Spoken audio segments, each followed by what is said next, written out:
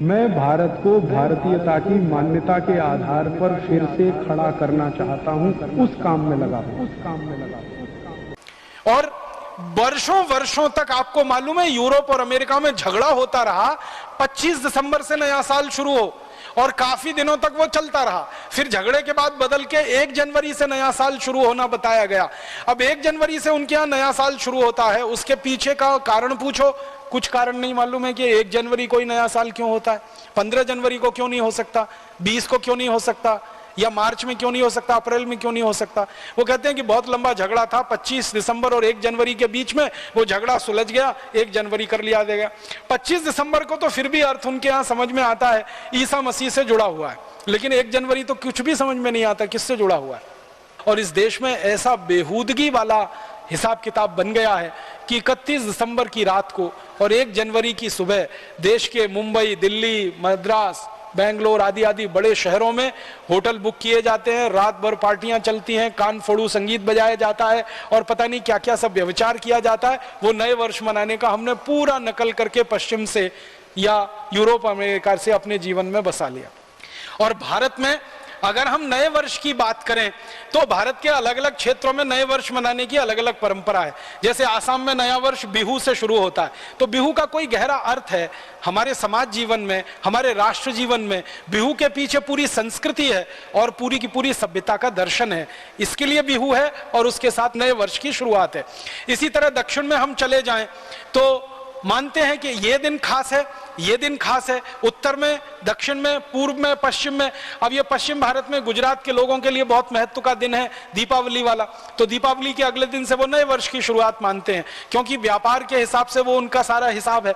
तो हर जगह भारत में नया वर्ष है, वो चाहे तमिलनाडु का हो, चाहे आसाम का हो, गुजरात का हो, या हमारे इधर लोहड़ी होती है पंजाब में, लोहड़ी से नए वर्ष की शुरुआत मानी जाती है। तो सब जगह कुछ ना कुछ विशेष आधार है और उसके पीछे पूरा दर्शन है।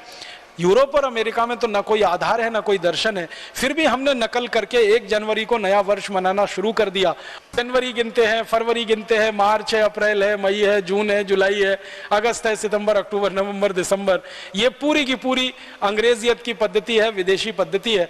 हम भूल गए हैं। सामान्य रूप से आज की पढ़ाई में से पढ़कर निकलने वाले विद्यार्थियों को चैत्र, वैशाख, ज्येष्ठ, आषाढ़, सावन, भाद्रपद, कार्तिक ये महीने याद नहीं है। जनवरी, फरवरी, मार्च सबको याद। घरों में कैलेंडर भी ये जनवरी, फरवरी, मार्च के ही हैं। और इसको ज्यादा लोग कहते हैं कि बड़ी वैज्ञानिक पद्धति है।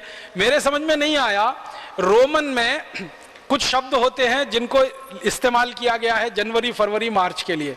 अब इसमें जरा उल्टी बात करें, दिसंबर है, नवंबर है, अक्टूबर है, सितंबर है। सितंबर एक रोमन शब्द से आया, सेप्ट, SEPT, सेप्ट। सेप्ट माने होता है 7, तो उसमें से सितंबर आया।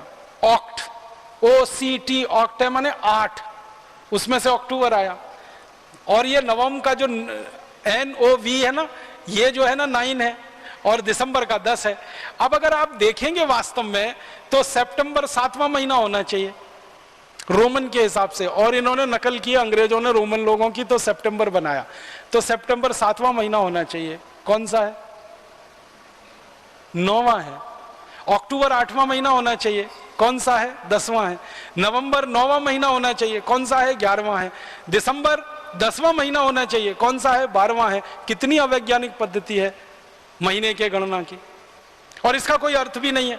जितने भी अंग्रेज विद्वानों से पूछा जाए जनवरी का क्या अर्थ है, फरवरी का क्या अर्थ है, मार्च का क्या अर्थ है, अप्रैल का क्या अर्थ है, ये शब्द के पीछे की कोई गहराई है क्या, इसकी कोई व्याख्या है क्या? कुछ नहीं है। और हमारे यहां हर महीने के नाम का एक विशेष अर्थ है और उसके पीछे एक लंबी व्याख्या है।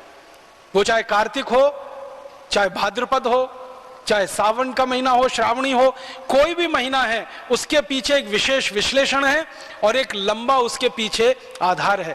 अगर मैं उस विषय में जाऊंगा बहुत समय खराब हो जाएगा, लेकिन अभी संकेत मात्र में कह रहा हूं कि भारतीय गणना के हिसाब से महीनों के जो नाम तय किए गए हैं ये विशेष अर्थ वाले हैं।